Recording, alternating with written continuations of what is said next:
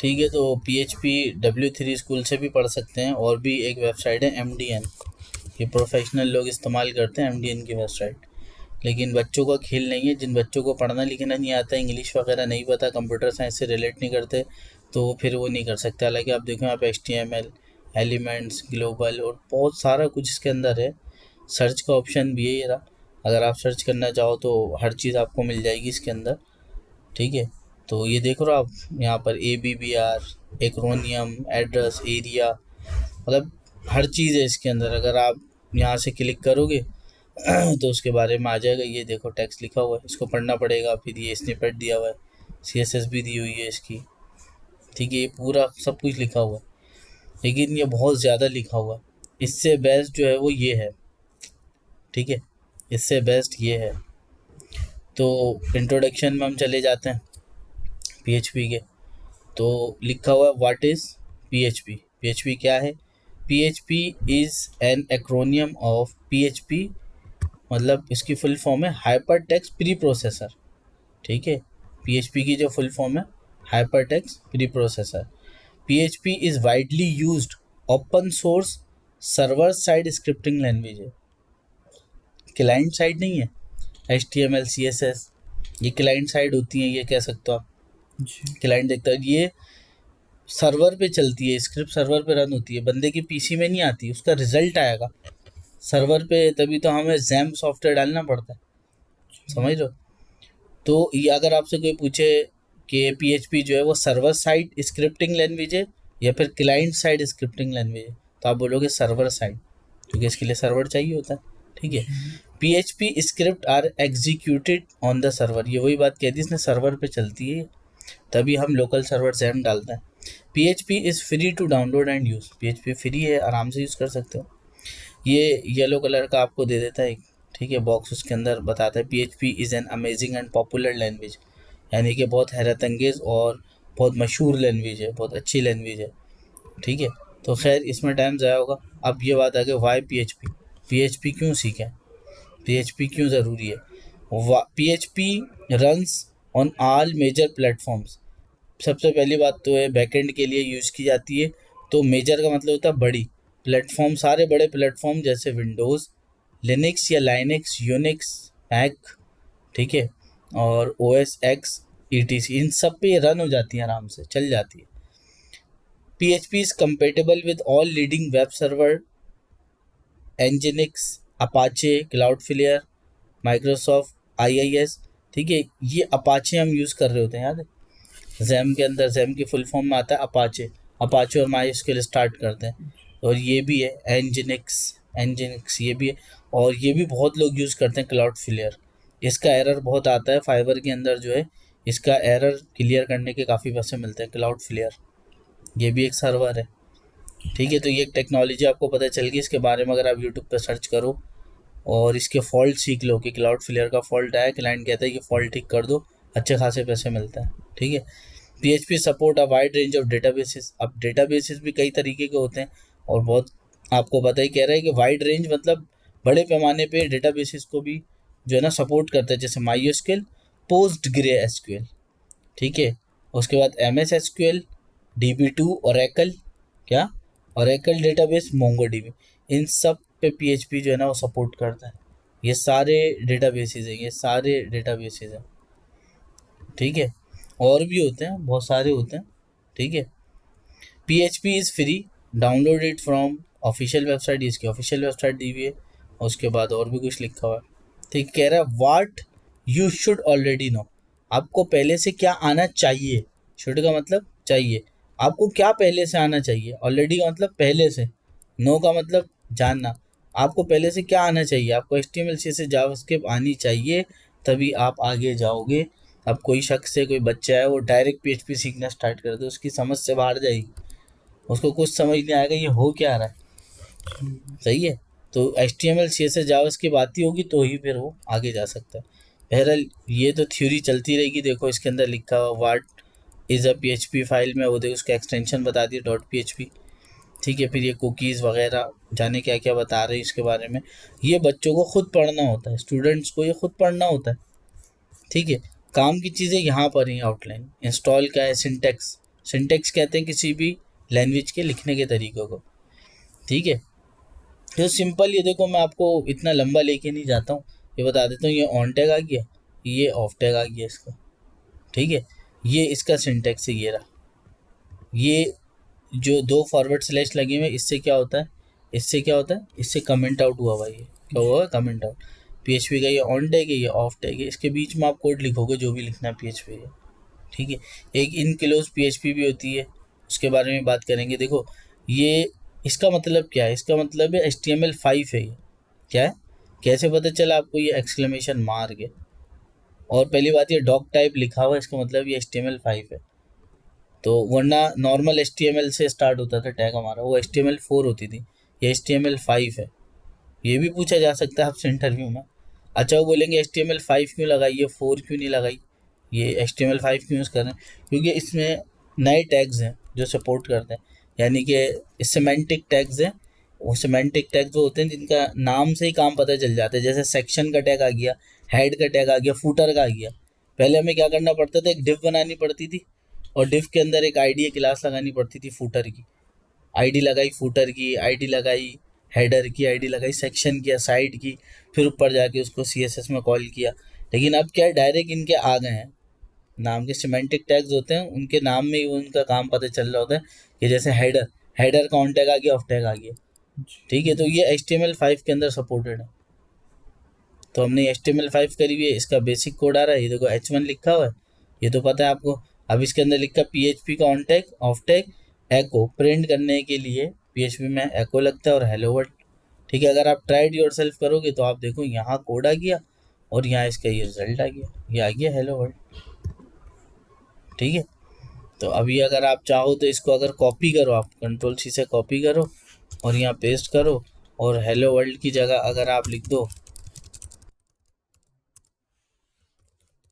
Hello Ayan, और आप इसको रन करो, तो आप देखो यहाँ पे रन हो जाएगा, ये देखो, ठीक है। अब ये रन तो हो गया, ये तो बिल्कुल चिपक के आ गया, हम तो समझ रहे थे ये नीचे आएगा, ठीक है, हम तो समझ रहे थे नीचे आएगा। अब अगर मैं इसमें यहाँ पर BR का टैग लगाऊँ HTML का, तो क्या एरर आएगा, क्या चीज़ हो सकती है, ज़रा आप देखिएगा, होता है कि नहीं होता है, देखा। PHP parse error, parse error का मतलब होता है ये इसको कन्वर्ट नहीं कर पा रहा, इसको समझ नहीं पा रहा। पार्स एरर का मतलब होता है कि इसको समझ नहीं पा रहा, और आपको कह रहा है लाइन नंबर 8 में प्रॉब्लम है, ठीक है। तो अगर मैं यहाँ पे ऐसे कर दूँ, इन्वर्टेड कॉमास लगाऊँ, ठीक है, ऐसे, ठीक है, और रन करूँ, समझना आप सिंटेक्स डेवलपर किस तरीके से काम कर रहे होते हैं। अभी भी पार्स एरर आ रहा है, अनएक्सपेक्टेड डबल कोटेशन बोल रहा है, कह रहा है अनएक्सपेक्टेड है। और अगर मैं यहाँ पर डॉट लगा दूँ कॉनकॉर्डिनेट के लिए और रन करूँ, अब तो ये रन हो गया, देखा आपने। ये जो लिखा हुआ था कॉनकॉर्डिनेट कहते हैं जोड़ने को, उससे HTML का टैग जोड़ दिया, या तो कोई स्ट्रिंग जोड़ देते हैं या तो कोई टैग जोड़ देते हैं, आप देखो आ गया। अगर मैं एक और बार लिखूं, अच्छा मैं अगर ऐसे करूं, आगे जाऊं और बगैर इन्वर्टेड कॉमास के BR लिखूं, अब जाऊं अनएक्सपेक्टेड टोकन, ठीक है, वो इसने दे दिया, ये रहा, बोल रहा है ये देखो ये देखो। तो भाई ये कह रहा है ये इन्वर्टेड कॉमास नहीं लगाया आपने, ये अब चल जाएगा, एक और गैप आ जाएगा।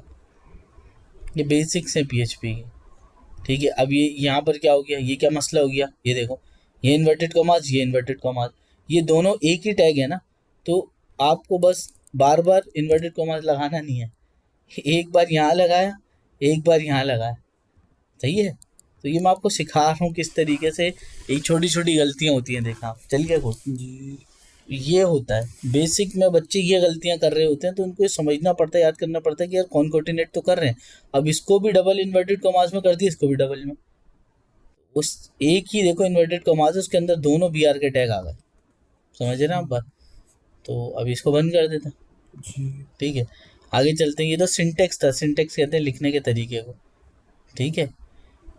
तो अब कमेंट्स पे आ जाते हैं। कमेंट्स, यहाँ पे आप देख रहे हैं, ये सिंगल लाइन कमेंट है, ये मल्टी लाइन कमेंट है, यानी कि अभी आपको एक लाइन कमेंट करनी है तो आप ये लगा दो, या तो फिर हैश लगा दो, वो क्या होगा, कमेंट हो जाएगा।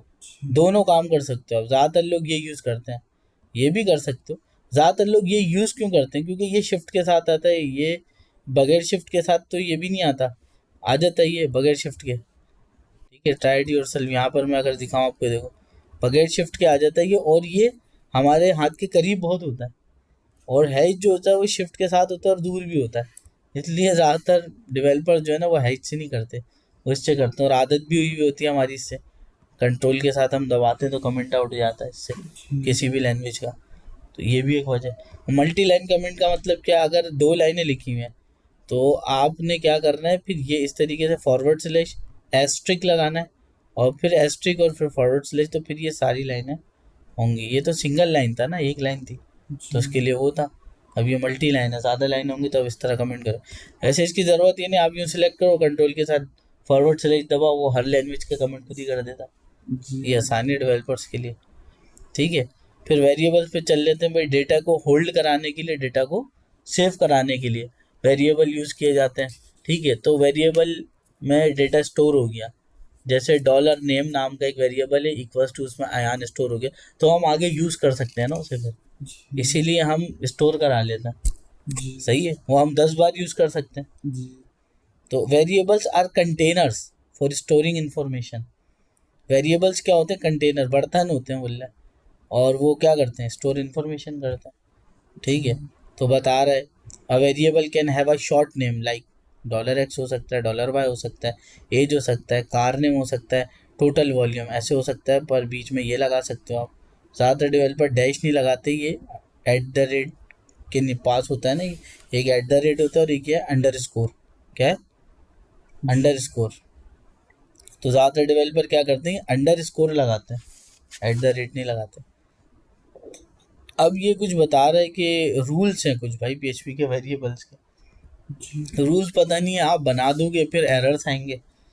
वेरिएबल मस्ट का मतलब लाजमी स्टार्ट होना चाहिए $साइन से, ये आपको पता है। A variable name must start with a letter और अंडरस्कोर कैरेक्टर। लेटर से स्टार्ट होना चाहिए, क्या, लेटर से, किसी भी ABCDEFG इस लेटर से स्टार्ट होना चाहिए, नंबर से नहीं।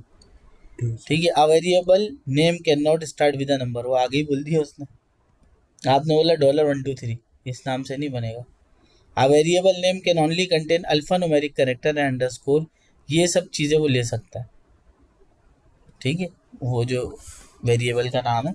Variable names case sensitive, case sensitive का मतलब है $एज, ये छोटी ABCD में लिखा है, इसमें अलग सेव होगा, और जो बड़ी ABCD में लिखा है वो अलग सेव होगा। समझ रहे हो जी। तो ये चीज़ें थी इसके अंदर। ठीक है, ये देखो वेरिएबल बना के दिखाया हुआ, और ये असाइनमेंट ऑपरेटर इक्वल्स टू। ठीक है, ये 5 गया x में, ये जॉन क्या था, स्ट्रिंग था, जॉन क्या था, स्ट्रिंग था, स्ट्रिंग को इन्वर्टेड कॉमास में लिखते हैं, जॉन गया y में, कहाँ गया, y में। अब मैं ट्राई इट योरसेल्फ करता हूँ, देखो एको भी कराया हुआ, देखो यहाँ पर देखो, ये एको कर दिया इसे, एको कर दिया BR को, एको कर दिया y को, तो देखा आपने ये BR आ रहा है। अगर मैं इस लाइन को हटाऊँ और मैं रन करूँ तो फिर क्या होगा, उसके बराबर में आ जाएगा, ये देखो जोड़ के आ गया। तो मैं Ctrl+Z करता हूँ यहाँ पे आके, और फिर रन करता हूँ। अब 2 बार BR लगाना है, एक तरीका तो ये है कि आप इसको कॉपी कर लो और यहाँ पे आके पेस्ट कर लो और रन करो, चल गया, क्या बाकी है ना। और एक तरीका ये है, इससे लाइन ऑफ कोड ज़्यादा हो रहा है, क्या हो रहा है, अब एक तरीका ये है कि इसी के अंदर ही आप BR का एक और टैग लगा दो, कोई एरर है नहीं है ना, देखा। तो ये सीनियर डेवलपर और जूनियर डेवलपर में फ़र्क होता है, लाइन ऑफ कोड को कम करना होता है, लाइन ऑफ कोड को कम करना है ना, फिर वो लाइट वेटेड हो जाएगा, जब इतना सारा लिखने के बाद भी वही चलना है, वो लोड लेगा। आप थोड़ा सा ही लिख दो, उसमें काम हो जाएगा पूरा, वो मैंने आपको अभी लाइव करके दिखा दिया। तो ये अब हम PHP की सीरीज़ चलाते रहेंगे आगे तक, AI से भी पढ़ते रहेंगे, AI को भी खोल लेंगे यहाँ पे, जो हमें समझ नहीं आएगा जिमिनाई वगैरह से पूछते रहेंगे, सब वीडियो रिकॉर्ड होती रहेगी। वेरिएबल स्कोप, ठीक है, इसके अंदर वही बात है, कि ग्लोबल वेरिएबल होता है, एक लोकल होता है, एक स्टैटिक होता है। ये लंबी चली आएगी बात, ये ChatGPT वगैरह बहुत अच्छे से बता देगा। ठीक है, देखो a variable declare outside a function, global variable का स्कोप क्या है, मतलब उसकी रेंज कहाँ तक है, वो फंक्शन के बाहर भी कॉल हो सकता है क्या, कि वो बना बाहर है ना, और जो फंक्शन के अंदर बनता है ना वो लोकल वेरिएबल होता है।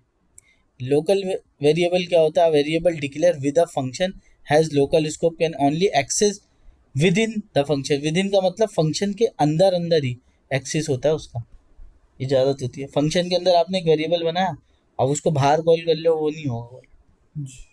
अब देखो जो भी यहाँ पे कुछ बातें समझ नहीं आए ना, वो जिमिनाई या चैट जीपीटी से पूछनी है, वन लाइन आंसर करके वो समझाएगा।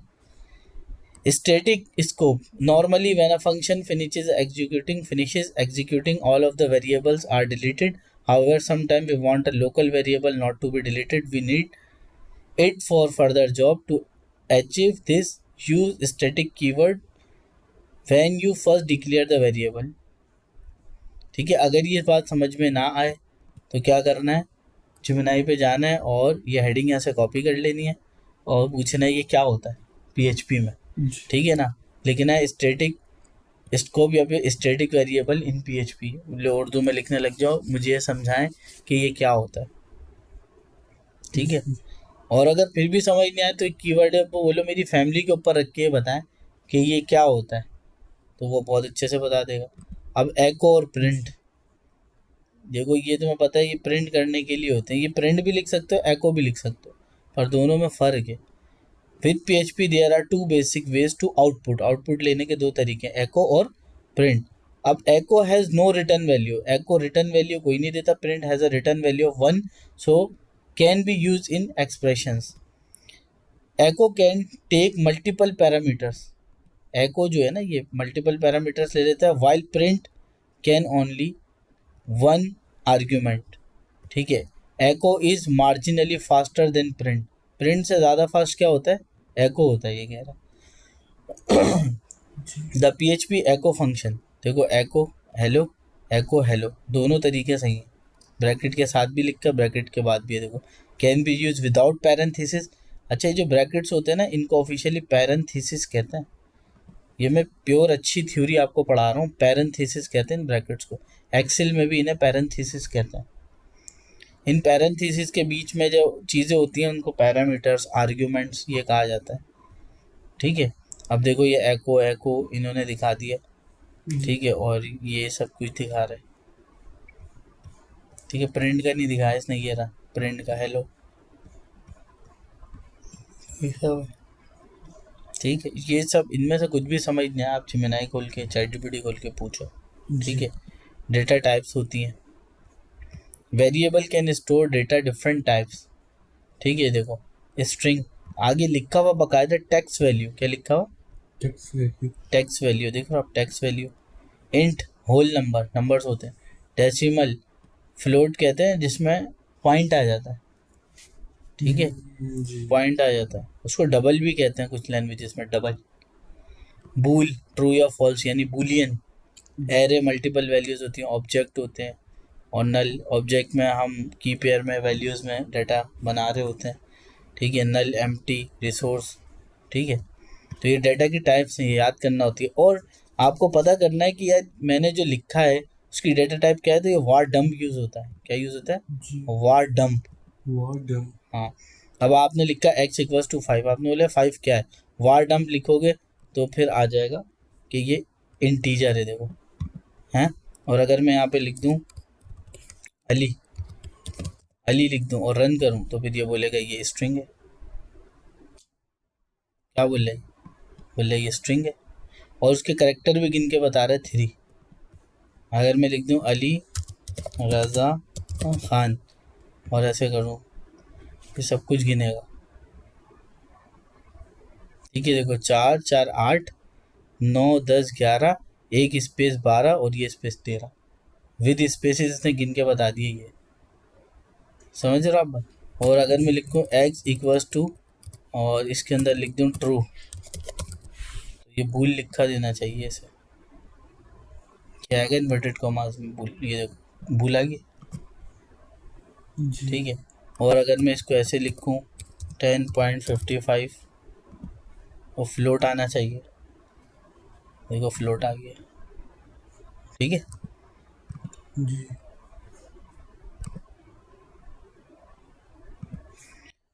उसके बाद देखो यहाँ पर बता रहा है पीएचपी कास्टिंग, ये बहुत काम की चीज़ें हैं। अब जो बच्चे कंप्यूटर साइंस के अंदर है ना, जिनको इंग्लिश पढ़ना आती है, थ्योरी की उन्होंने प्रैक्टिस लगाई है 9-10 में अच्छी, उन्होंने जो है कंप्यूटर साइंस पढ़ी है, फर्स्ट ईयर के अंदर भी पढ़ी है और छाप के पेपर नहीं दिया, उनको ये सब कुछ पढ़ना आएगा।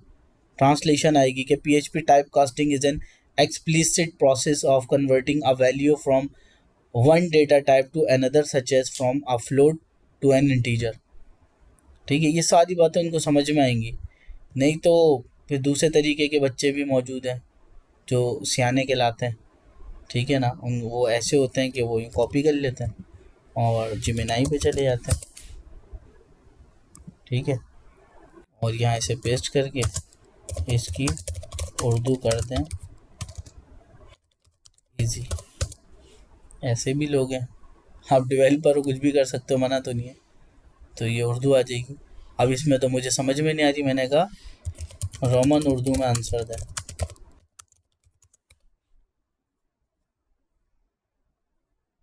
देखो अभी इसने क्या किया, पीएचपी टाइप कास्टिंग एक ऐसा तरीका है, एक ऐसा प्रोसेस है, ठीक है, जूम करता हूँ, जिसमें आप खुद किसी वैल्यू को एक डेटा टाइप से दूसरी डेटा टाइप में कन्वर्ट करते हैं।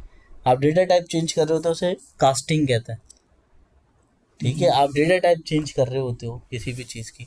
अब मान लो कि जैसे स्ट्रिंग है उसको आप इंटीजर बना रहे हो, इंटीजर है उसको स्ट्रिंग बना रहे हो, कुछ इस तरीके का आप कर रहे हो, तो ये पीएचपी टाइप कास्टिंग कहलाता है। समझ आया?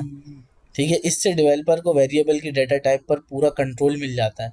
किसी वेरिएबल को कास्ट करने के लिए आपको बस उस वेरिएबल या वैल्यू से पहले ब्रैकेट के अंदर वो टाइप लिखनी होती है जिसमें आप उसे बदलना चाहते हैं। एग्जाम्पल भी देती भाई।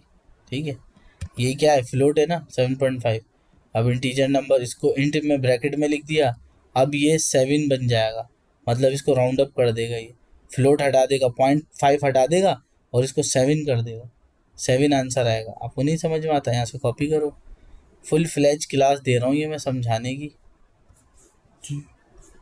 ठीक है, ट्राई इट योरसेल्फ करते हैं और ये सारा कोड उड़ा देते हैं और जो हमने लिया है वहाँ से कोड वो पेस्ट कर देंगे।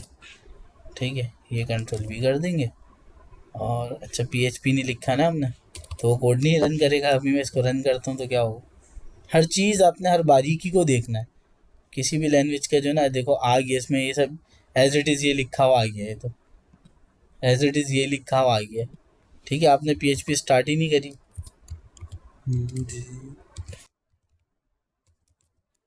ठीक है, इसको मैं यहाँ से कट करता हूँ और नीचे आता हूँ और देखो कलर आने लग गया, पेस्ट करता हूँ। अब इसको रन करता हूँ, यहाँ पे तो कुछ भी रिजल्ट नहीं आ रहा, यहाँ पे तो कुछ भी रिजल्ट नहीं आ रहा। ठीक है, अगर मैं इसको लूँ कॉपी करूँ, ठीक है, और यहाँ जाऊँ, मैंने ये पेस्ट किया, रिजल्ट नहीं आया, क्यों? एआई है, सब कुछ है आपके पास। ठीक है, ये देखो अब इसने दे दिया पूरा बना के। ये क्या किया इसने, पूरा बना के दे दिया। सिंपल सी बात है, ये सब कुछ कोड सही लिखा है, हमने इसे कॉल ही नहीं कराया। क्या किया, हमने इसे कॉल ही नहीं कराया। आप देखो तो ये रहा कॉल करने का एको, हमने रिजल्ट को कॉल ही नहीं कराया ना, प्रिंट ही नहीं किया ना, तभी तो आंसर प्रिंट नहीं हो रहा। ये छोटे छोटे से लॉजिक्स होते हैं। ये देखो अब 7 आ गया, हालांकि ये तो 7.5 आना चाहिए था ना। मैं एक काम करता हूँ ना, मैं ये लाइन हटा देता हूँ, मैं ये लाइन हटाता हूँ और ये जो फ्लोट नंबर है ना, तो मैं इसको जो है ना प्रिंट करता हूँ, तो भाई क्या प्रिंट होगा, 7.5 प्रिंट होगा, 7.5 प्रिंट हो रहा है। लेकिन आपने देखा ये इसकी डेटा टाइप थी, क्या थी इसकी डेटा टाइप, ये पॉइंट में आ रहा है ना, तो फ्लोट थी इसकी डेटा टाइप। क्या थी इसकी डेटा टाइप, फ्लोट थी। लेकिन हमने क्या किया, ब्रैकेट में इंट लिखा और इस वेरिएबल का नाम लिख दिया, हमने टाइप कास्टिंग कर दी। अब ये राउंड अप होकर 7 हो गया। अब देखें, अब ये 7 आएगा, 7.5 में से 0.5 हटा दिया हमने, 7 हो गया। तो ये टाइप कास्टिंग है। तो अब उम्मीद है समझ आ गया होगा। बहुत टिपिकल चीज़ें होती हैं, बच्चों को समझ नहीं आ रही होती, बहुत बड़े बड़े सेंटरों में जाते हैं तो उनको समझ नहीं आ रही होती ये टाइप कास्टिंग क्या होती है। ये जावास्क्रिप्ट में भी होती है। ठीक है, तो उम्मीद है समझ में आ गया होगा। और अगर मैं लगे हाथ ये करूं कि मैं वारडम करके दिखाऊं आपको। वारडम का कहाँ बता रहा था ये रहा।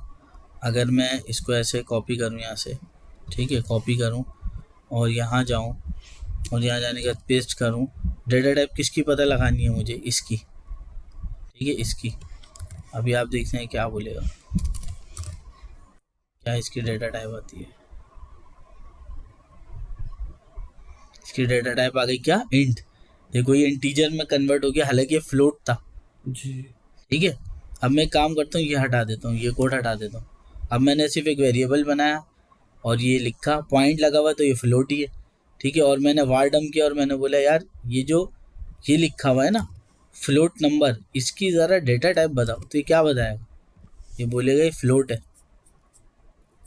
मेरे को बोल रहा फ्लोट है। जी तो हमने उसको इंटीजर बना दिया, तो उसकी टाइप कास्टिंग करी थी, जी। ठीक है। फिर इसके अंदर कॉन्स्टेंट्स हैं, constants are like variable except that once define can not be change और अनचेंज, ठीक है। ये सब आप जो है ना ChatGPT वगैरह से पता कर सकते हो। मोटे मोटे जो लॉजिक्स हैं ना, जैसे ये आ गए PHP के ऑपरेटर्स, जी PHP के ऑपरेटर्स, ठीक है। ये इंपॉर्टेंट बात है बहुत, ये हर लैंग्वेज में होते हैं, मतलब हर लैंग्वेज में ये arithmetic operator, plus minus multiply divide, assignment operator, equals to, plus equals to, minus equals to, combine assignment operator होते हैं वो। जी फिर कंपैरिजन ऑपरेटर, ठीक है, greater than, less than, compare कर रहे हैं दो चीज़ों को। इंक्रीमेंट डिक्रीमेंट ऑपरेटर्स होते हैं, plus plus, minus minus. Logical operators होते हैं दो, पता है, और या फिर एंड। लॉजिक देखते हैं वो 2 और 2 4 हो रहे हैं, 2 और 2 5 गलत है, ये देख रहा होता है logical operator. String operator, array operator, conditional operator. और यहाँ सारे लिखे हुए आप देखें, यहाँ पर हेडिंग दी होगी, यहाँ ये सारा कुछ मेंशन किया हुआ है, स्टूडेंट्स का काम है खुद पढ़ना। यहाँ पे आप देखें असाइनमेंट ऑपरेटर, यहाँ पे सब मेंशन किया हुआ है। फिर भी यहाँ पे आपको अगर घिचमिच लगे, ज़्यादा लगे, तो आप फिर इधर चले जाओ, जिमिनाई पे इससे पूछो, ये आपको बिल्कुल बताएगा, हर चीज़ बताएगा आपको। इंक्रीमेंट डिक्रीमेंट, ठीक है ना, प्लस प्लस, ठीक है। ये प्री इंक्रीमेंट है, ये पोस्ट इंक्रीमेंट। प्री का मतलब होता है पहले इंक्रीमेंट करना, ये बाद में, ठीक है।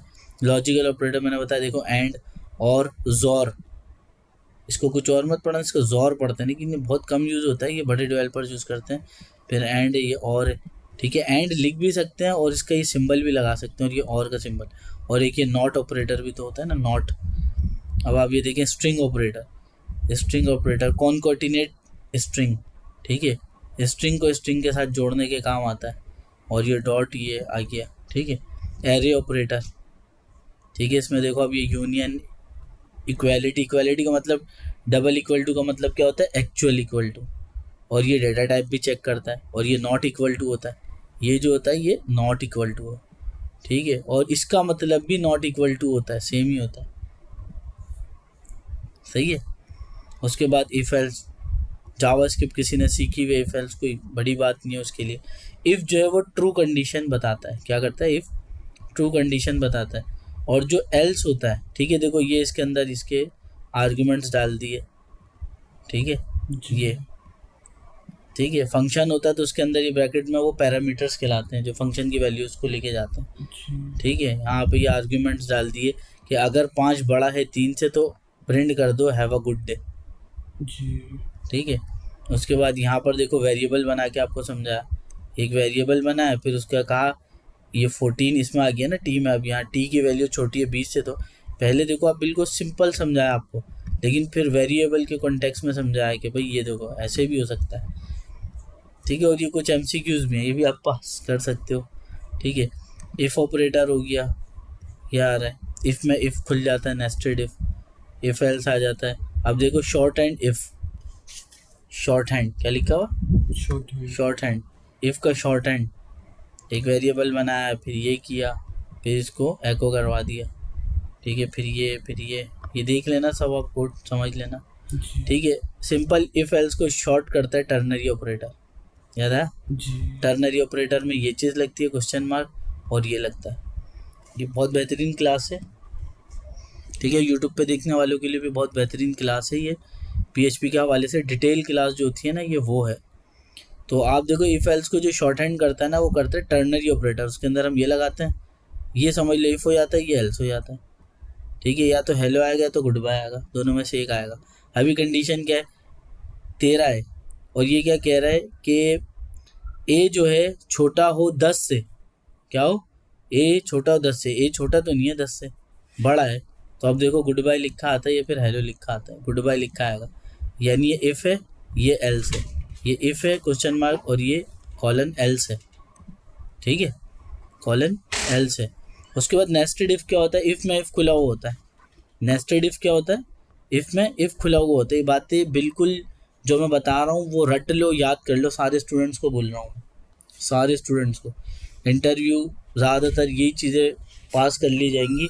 इसमें पूछा जाता है नेस्टेड इफ़ क्या है, इफ़ में इफ़ खुला हुआ, जब हमें ज़्यादातर कंडीशन ट्रू ही चाहिए होती हैं तो इफ़ में हम इफ़ खोल देते हैं। फॉर एग्जांपल मैं बोलता हूँ, अगर लड़का 18 साल का हो, ठीक है, और ग्रेजुएशन भी किया हुआ हो और वो कंप्यूटर भी जानता हो, तो ये तो 3 बातें ट्रू आ गई ना।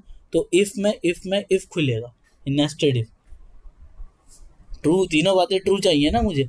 लड़का 18 साल का भी होना चाहिए, ठीक है, वेल एजुकेटेड या बैचलर डिग्री और कंप्यूटर भी जानते हो, 3 बातें को। तो इफ़ में इफ़ खुलेगा, नेस्टेड इफ़। ठीक है, आप ये देखो ना, इफ़ खुला, फिर इफ़, फिर ये 2 इफ़ हैं इसके अंदर, इसको नेस्टेड इफ़ कहते हैं। ठीक है, फिर उसके बाद स्विच केस आ जाता है, फिर लूप्स आ जाते हैं। ठीक है, देखो कह रहा है loops are use to execute, execute कहते हैं चलाने को। ठीक है, ई एक्जी शॉर्ट में ना, ए एक्जी फाइल होती है। कह रहा है सेम ब्लॉक ऑफ कोड जो होता है ना, बार बार चलाने के लिए हम क्या करते हैं, एक सर्टेन खास कंडीशन ट्रू होने तक वो ब्लॉक ऑफ कोड चलता ही रहता है बार बार, तो हम लूप लगा देते हैं। ठीक है, जैसे 1 में 1 प्लस होता है तो 2 बनता है, 2 में 1 प्लस होता है, 3 में 1 प्लस होता है, 4 में 1 प्लस होता है, 5। तो हर बार 1 प्लस हो रहा है, एक सेम प्रोसेस हो रहा है कि 1 सब में प्लस होता ही जा रहा है। तो ये block, same block of code again and again चल रहा है एक ट्रू कंडीशन तक, जब तक हमने कहा है कि 1 से 5 तक गिनती चलानी है हमने। तो फिर हम लूप्स चलाते हैं एक काम को बार बार आइट्रेट कराने के लिए। आइट्रेट का वर्ड यूज़ करो, आइट्रेट।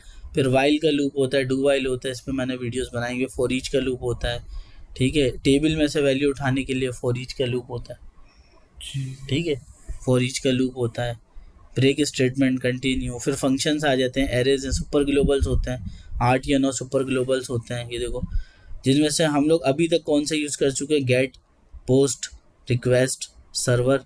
ठीक है, ये यूज़ कर चुके हैं। और फाइल, जब हम किसी भी यूनिवर्सिटी की वेबसाइट पे जाते हैं या किसी वेबसाइट पे आते हैं एजुकेशन, वो कहता है कि फॉर्म फिल कर रहे हो तो अपनी पिक अपलोड करें, तो फिर ये सुपर ग्लोबल यूज़ होता है। और ये यूआरएल, आपको पता है यूआरएल से डेटा लाता है, आईडी वगैरह, और ये सिक्योरली भेजता है बैकएंड में डेटा। ठीक है, ये इंक, ये भी मुझे पता है। कुकी और सेशन टेम्पोरेरी स्टोरेज होती है सर्वर की। ठीक है, और कुकी वगैरह भी आपके बिहेवियर को देखती है। ठीक है, ये इंक, ये भी बहुत यूज़ होती है, ये आगे बताएंगे। सारी ये एडवांस चीज़ है, और यहाँ आप देख भी सकते हो, क्लिक करके इनके बारे में पढ़ भी सकते हो कि ये क्या करते हैं सुपर ग्लोबल। ये सुपर ग्लोबल जो होते हैं ये करते क्या हैं। जी तो ये इनके बारे में आप यहाँ पे पढ़ भी सकते हो कि ये सुपर ग्लोबल जो है वो क्या करते हैं क्या नहीं है। उनके बाद स्निपेट्स दिए हुए, देखो फॉर्म के अंदर मेथड है, पोस्ट लगा हुआ है, एक्शन है। ठीक है, ये एक्शन का एट्रीब्यूट क्या कर रहा है, किस पेज पे ये पीएचपी का डेटा ले जाना, नहीं जो यूज़र का डेटा आया ये किस पेज पे ले जाना है, ये एक्शन का एट्रीब्यूट करता है। उसके अंदर हमने लिखा डेमो रिक्वेस्ट डॉट पीएचपी पर डेटा ले जाओ। ठीक है, और REGX ये रजिस्ट्री, वो रेगुलर एक्सप्रेशन होता है, ये रेगुलर एक्सप्रेशन। ठीक है, यानी इसमें एक पैटर्न होता है, ये देखो पैटर्न भी लिखा गया, मॉडिफायर, डिलिमिटर्स, डेलीमीटर्स भी कहते हैं ना, डेलीमीटर्स। ठीक है, तो ये जो भी अगर कोई चीज़ समझ ना आए ना, तो वो मैं बार बार यही कह रहा हूँ। ये देखो हम ये देते हैं ना, ये सारी चीज़ें, बड़े ए से लेके छोटा जेड, बड़े ए से लेके बड़ा जेड, ये सब चीज़ें, यानी यूज़र अपना नाम छोटी ABCD में दे तो भी ले लो, बड़ी ABCD में दे तो भी ले लो, नंबर दे तो भी ले लो, 0 से 5 तक हो, 0 से 9 तक हो, ये सारी चीज़ें हम लगाते हैं। ये जावास्क्रिप्ट में सीखी होंगी। फिर स्केप सीक्वेंस का, और ये एडवांस PHP है, इस पर हम चल रहे हैं। एक मतलब फ़ाइल को इंक्लूड करना, जैसे CSS में एक्सटर्नल फाइल को हम इंक्लूड करते थे HTML के अंदर, ठीक है, जी style dot C S S को। तो ये इंक्लूड और रिक्वायर दो चीज़ें, इनमें भी फ़र्क है, वो यहाँ पे बताया हुआ है। ठीक है, पढ़ना जी पड़ेगा तो ये सारी इंग्लिश कॉपी करके यहाँ डाल देना, जी बोलना रोमन उर्दू में बताओ मुझे, वो बता देगा। जी ठीक है, ये देखो, फिर इसके अंदर क्रेड आ जाएगा, सेशन आ जाएगा, फिल्टर है, कॉलबैक फंक्शन है, जेसन है, ऊप आ जाता है, object oriented programming, constructor, destructor, access modifiers, inheritance, ये सारी चीज़ें हैं। अगर आप इन सब के नाम्स भी पढ़ लो ना, तो यहाँ पर आप चैट जीपीटी और यूट्यूब से आप सीख सकते हो, दो बड़ी सोर्सेज से। ठीक है, आप बोलो ये क्या है, इंटरफेसेस क्या है, यूट्यूब पे जाओ और 5-10 रील्स देख लो, आपको समझ में आ जाएगा। फिर आप यहाँ से कोड निकाल लो, उसका कोड की प्रैक्टिस करो, सिंपल। आप डेवलपर खुद भी बन सकते हो। ठीक है, फिर ये डेटाबेस से कनेक्ट पीएचपी होगी तो ये वो सारा आ गया। तो ये सिर्फ एक ही सोर्स नहीं है, ये इससे भी आप सारा कुछ पूछ सकते हो, बेसिक से एडवांस आपको पूरा पीएचपी का कोड लिख के दे देगा। जी रोज़ आपकी क्लासेस बना देगा कि आधे घंटे बैठ के आपको रोज़ मैं कोड दूंगा, वो रोज़ आप कोड करना, ये आपको सिखाने लग जाएगा। आपको पूरा 30 दिन, 2 महीने, 4 महीने का पूरा कोर्स बना के वो दे देगा, उसी पैटर्न से आप चलते रहो फिर। जी ठीक है, तो मैंने कोशिश करी है कि इससे थोड़ा बहुत थ्योरी वगैरह कवर करूँ बच्चों की, तो ये मैंने वीडियो रिकॉर्ड कर दी।